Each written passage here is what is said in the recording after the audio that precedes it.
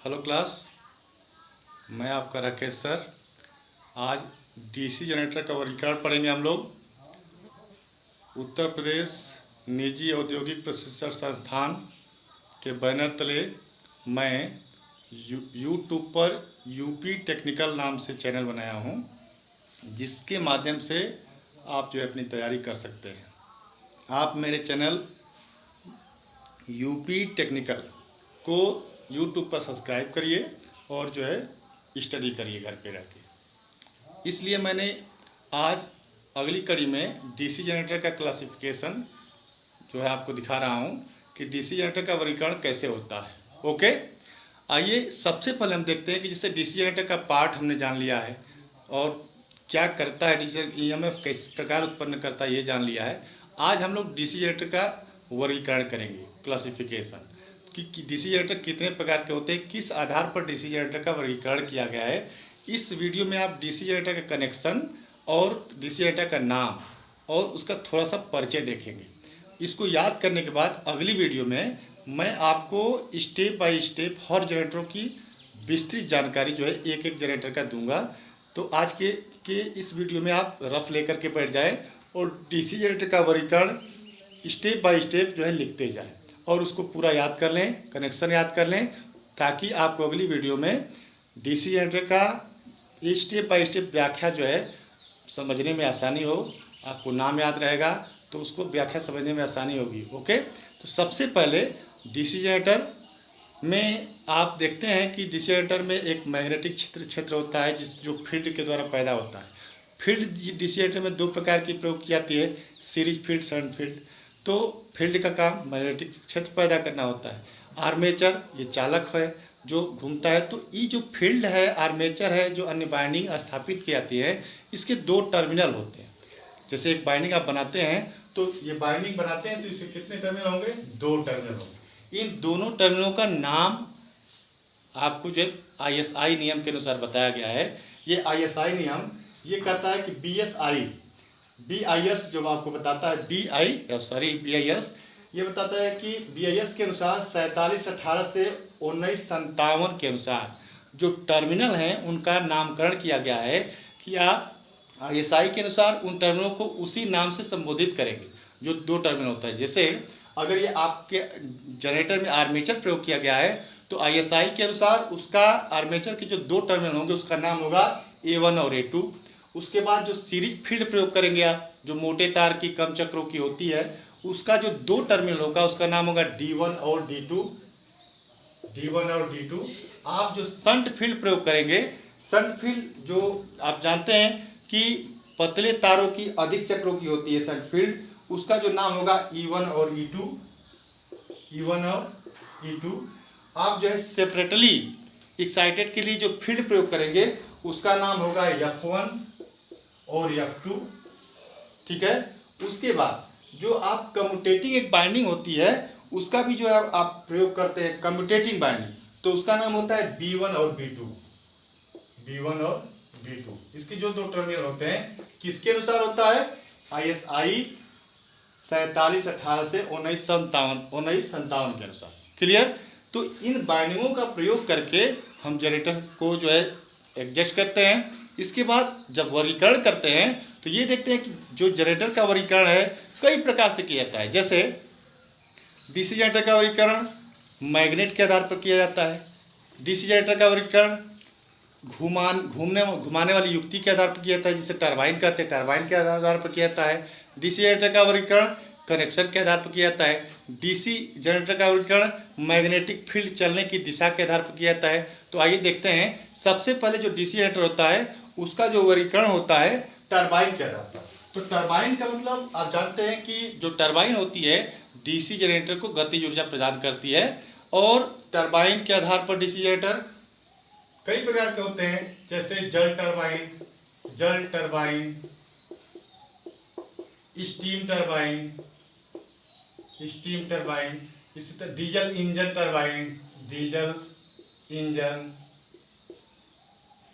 Engine turbine. इस तरह से आपका जो डीसी जनरेटर होता है टरबाइन के आधार पर जो है कई प्रकार के बनाए जाते हैं। यानी घुमाने वाली युक्ति आप देखे होंगे, जो आपके यहाँ फंक्शन वगैरह में जो जनरेटर जो चलता है उसमें डीजल इंजन लगा होता है, वो जो है अल्टरनेटर को चलाता है। तो उसी तरह से ये आपके जो है जो चलाने वाली युक्ति है वो टरबाइन कहलाती है। ओके, उसके बाद ये वर्गीकरण, उसके बाद दूसरा जो वर्गीकरण होता है मैग्नेट के आधार पर। मैग्नेट के आधार पर, तो मैग्नेट के आधार पर जो वर्गीकरण होता है उसमें आपके 3 प्रकार के जनरेटर होते हैं। सबसे पहले कि जो मैग्नेट होता है ऐसा जनरेटर जिसमें अस्थायी चुंबक लगा हो। तो अस्थायी चुंबक अगर जनरेटर में लगा है पहले से ही, जैसे आप लोग घर पे चुंबक देखते हैं, वही चुंबक जो है आप जो है इसमें जो है यूज करते हैं। यह चुंबक जो है अधिक शक्तिशाली चुंबक नहीं होता, इसकी शक्ति सीमित होती है, इसलिए सीमित विद्युत वाहक बल पैदा करता है।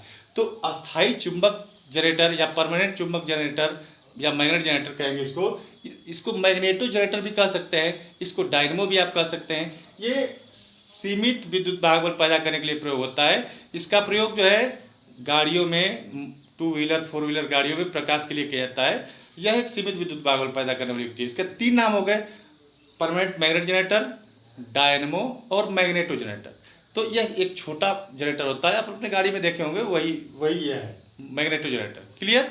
इसके बाद दूसरा जो चुंबक के आधार पर वर्गीकरण होता है वह होता है स्व उत्तेजित यानी सेल्फ एक्साइटेड जनरेटर। इसमें अभी आपको जो फील्ड बताए थे, इसमें जो फील्ड होती है वह आर्मेचर के द्वारा उत्पन्न ईएमएफ से स्वयं जो है एक्साइट हो जाती है, तो इसको बोलते हैं सेल्फ एक्साइटेड जनरेटर। ये दूसरा जनरेटर है। इसमें कनेक्शन ध्यान से देखिए, ये जो आर्मेचर में जो उत्पन्न ईएमएफ होगा यह फील्ड को स्वयं अपने ही उत्पन्न ईएमएफ से जो है इसको एक्साइट कर देगा, करंट चलेगी, इसमें फ्लक्स बनेगा और इधर से जो है विद्युत वाहक बल इधर आएगा और ये जो है फील्ड को भी एक्साइट करेगा। तो इसको क्या बोलेंगे, स्व उत्तेजित जनरेटर, सेल्फ एक्साइटेड जनरेटर। इसके बाद अगर इसी को, ये दूसरा हो गया, इसके बाद जो तीसरा होता है मैग्नेट के आधार पर कि इसी फील्ड को अगर यहाँ से आप कनेक्शन छोड़ के आप दूसरे किसी अन्य सेल या दूसरे किसी बैटरी के माध्यम से इस फील्ड को सप्लाई दे करके एक्साइट कर रहे हैं तो वह पृथक एक्साइटेड जनरेटर होगा। क्लियर। कौन सा जनरेटर, पृथक एक्साइटेड जनरेटर, अंग्रेजी में सेपरेटली एक्साइटेड जनरेटर बोलेंगे, ये भी जनरेटर होता है। तो ये जो जनरेटर होगा अधिक क्षमता मान के बनाए जाते हैं, व्यापारिक स्तर पर ज़्यादा प्रयोग होता है। क्लियर। तो मैग्नेट के आधार पर 3 प्रकार के बोलेंगे कि अस्थायी मैग्नेट जनरेटर, स्व उत्तेजित जनरेटर और सेपरेटली एक्साइटेड जनरेटर। क्लियर, पृथक एक्साइटेड जनरेटर। जो दूसरा वर्गीकरण होता है वह कनेक्शन के आधार पर होता है। तो कनेक्शन के आधार पर, चूंकि हम आपको पहले बताएं कि जो जनरेटर होगा इसमें जो अगर शंट बाइंडिंग सिर्फ प्रयोग हो रही है, शंट बाइंडिंग मोटे पतले तार के अधिक चक्रों की, इस बाइंडिंग को अगर आर्मेचर के पैरेलल में जोड़ा जाता है, आर्मेचर के पैरेलल में जोड़ा जाता है तो ये शंट जनरेटर के नाम से जाना जाता है। ठीक है। जनरेटर की व्याख्या हम अगली वीडियो में करेंगे, लेकिन सिर्फ आप कनेक्शन याद करेंगे कि जैसे शंट फील्ड है तो शंट फील्ड का जो 2 टर्मिनल है इसका नाम क्या होता है, E1 और E2। इसमें आर्मेचर प्रयोग किया गया, इसका नाम हो जाता है दोनों टर्मिनल का आर्मेचर का A1 और A2। ये आपका जो है लोड के लिए हो जाता है, टर्मिनल लोड टर्मिनल हो जाता है। तो ये कनेक्शन है। और इस जनरेटर को, ऐसा कनेक्शन जब जनरेटर में होता है तो उसको हम क्या बोलते हैं, शंट जनरेटर। यह जो है स्थिर विद्युत वाहक बल के लिए प्रयोग किया जाता है। क्लियर। इसके बाद इसी कनेक्शन को अगर हम चेंज करते हैं, ठीक है, इस फील्ड को यहाँ से हटा के हम यहाँ पे सीरीज फील्ड का प्रयोग कर देते हैं, आर्मेचर की सीरीज में सीरीज फील्ड का प्रयोग कर देते हैं, तो यह तुरंत जनरेटर का नाम चेंज हो जाता है और यह क्या कहलाता है, सीरीज जनरेटर। Series generator. ठीक है। ये जो है जनरेटर जो होता है यह लोड के साथ ही स्टार्ट किया जाता है और शून्य लोड पर इसका वोल्टेज भी जो है शून्य हो जाता है। तो इसलिए इस जनरेटर को लोड के साथ ही प्रयोग किया जाता है। इसकी व्याख्या हम लोग अगले वीडियो में देखेंगे। एक एक जनरेटर का अलग अलग कनेक्शन और नाम आपको याद करना है। क्लियर। तीसरा जो जनरेटर होता है वह ऐसा जनरेटर होता है कि उसमें दोनों बाइंडिंग यानी सीरीज फील्ड और शंट फील्ड दोनों का प्रयोग किया जाता है, इसलिए उसका नाम दोनों का प्रयोग होने से कंपाउंड हो गया मिश्रित।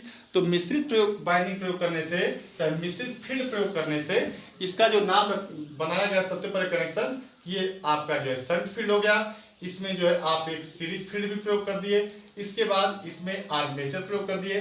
तो अगर आप देखें कि सीरीज फील्ड यसी और यसी एच और ये आर्मेचर, यानी 2 फील्ड प्रयोग की गई है, तो इसलिए इस जनरेटर को कंपाउंड जनरेटर कहेंगे। क्लियर? तो ये कनेक्शन के आधार पर आपके डीसी जनरेटर 3 प्रकार के, शंट जनरेटर, सीरीज जनरेटर और कंपाउंड जनरेटर।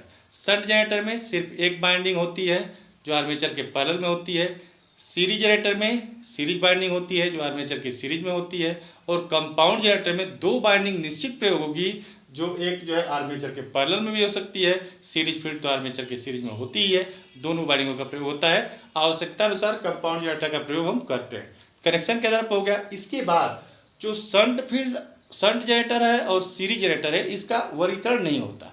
ये क्षमता के कम और अधिक मान के बनाए जा सकते हैं, लेकिन इसका वर्गीकरण नहीं होता है। लेकिन कंपाउंड जनरेटर का वर्गीकरण होता है। सबसे पहले तो कंपाउंड जनरेटर का कनेक्शन के आधार पर वर्गीकरण होता है।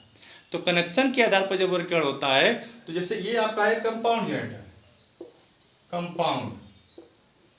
अब कंपाउंड जो जनरेटर है, इसका जो कनेक्शन के आधार पर करेंगे, तो अगर शंट फील्ड का मतलब E1 E2 इसके टर्मिनल हो गए, सीरीज फील्ड का D1 D2 और इसका A1 आर्मेचर का A1 और A2, ये सब कनेक्शन हो गए टर्मिनल। अब इन टर्मिनलों का कनेक्शन अगर shunt field, series field, armature का इस प्रकार करें कि अगर आपका शंट फील्ड आर्मेचर के पैरेलल में जुड़ी हो, आर्मेचर के पैरेलल में, और उसके बाद फिर जो है इधर सीरीज फील्ड जुड़ा हो, ऐसे, तो ये जो है शॉर्ट शंट कंपाउंड कहलाता है, शॉर्ट शंट। ठीक है, ध्यान दीजिएगा। अगर आर्मेचर के पैरेलल में शंट फील्ड और उसके बाद सीरीज फील्ड जुड़ी हो, तो इसको क्या नाम देते हैं? Short shunt. अगर यहाँ पे पहले ही अगर सीरीज फील्ड यहाँ जुड़ जाए, यहाँ पर, ठीक है, तो यहाँ पर तुरंत इसका नाम भी चेंज हो जाएगा, लॉन्ग शंट। सिर्फ कनेक्शन चेंज होता है और जनरेटर का नाम बदल जाता है। इस जनरेटर को कहेंगे लॉन्ग शंट। तो आर्मेचर होगा, उसके बाद सीरीज फील्ड होगी, उसके आर्मेचर और सीरीज यानी शंट फील्ड के श्रेणी क्रम में आर्मेचर और सीरीज फील्ड दोनों हो जाते हैं, फिर लोड हो जाता है, तो ये कहलाता है लॉन्ग शंट। इस तरह से शॉर्ट शंट और लॉन्ग शंट, सिर्फ आप देखें कि सीरीज फील्ड और शंट फील्ड के कनेक्शन के आधार पर नाम बदल गया। अब जो ये लॉन्ग शंट है, इसको लॉन्ग शंट कम्युलेटिव भी बना सकते हैं और वर्गीकरण हो सकता है। कम्युलेटिव का मतलब कि अगर इसमें फ्लक्स की दिशा दोनों में समान हो, तो इसको लॉन्ग शंट कम्युलेटिव जनरेटर कहेंगे, चाहे long shunt cumulative compound generator कहेंगे। अगर इसमें फ्लक्स की दिशा, यानी जो फ्लक्स पैदा होगा उसकी दिशा विपरीत हो, तो long shunt differential compound generator बोलेंगे। Long shunt differential compound generator बोलेंगे इसको। यानी कि आप सिंपल में याद करिएगा कि अगर फील्ड में जो मैग्नेटिक फील्ड चलने की दिशा होगी, अगर समान होगी तो आप जो है कम्युलेटिव बोलेंगे, अगर असमान होगी तो डिफरेंशियल बोलेंगे। तो ये लॉन्ग शंट और शॉर्ट शंट में दोनों में वैरायटी आती है कम्युलेटिव डिफरेंशियल की। तो आप कह सकते हैं कि जो कंपाउंड जनरेटर होते हैं वो फ्लक्स चलने के आधार पर, अगर कंपाउंड जनरेटर में फ्लक्स की दिशा समान है तो कम्युलेटिव कंपाउंड, और विपरीत है तो डिफरेंशियल कंपाउंड। ओके, ये लॉन्ग शंट और शॉर्ट शंट की दोनों जो वैरायटी है, long shunt differential, long shunt cumulative, short shunt differential, short shunt cumulative, दोनों प्रकार के बनाए जा सकते हैं। ठीक है, इसके बाद जो कम्युलेटिव कंपाउंड है, लॉन्ग शंट या शॉर्ट शंट, जो कम्युलेटिव यानी कम्युलेटिव का मतलब फ्लक्स की दिशा एक साइड में होगी दोनों में, तो कम्युलेटिव कंपाउंड में इसमें और वर्गीकरण होता है कि ये जो कम्युलेटिव कंपाउंड है ये 3 प्रकार का होता है।